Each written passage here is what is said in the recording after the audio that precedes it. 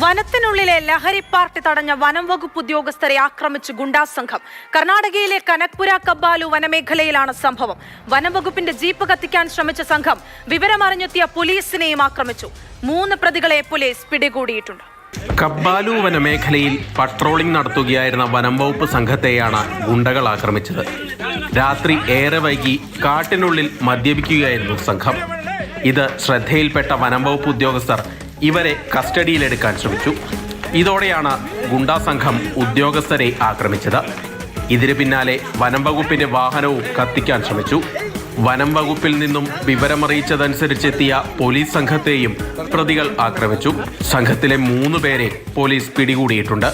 ഗുണ്ടാ ലിസ്റ്റിൽപ്പെട്ട കിരൺ, പ്രതാപ്, സുന്ദർ എന്നിവരാണ് പിടിയിലായത്. ശേഷിക്കുന്നവർ ഓടി രക്ഷപ്പെട്ടു. ഇവരെ പിടികൂടുന്നതിന് വേണ്ടിയുള്ള ശ്രമങ്ങൾ നടക്കുകയാണ്.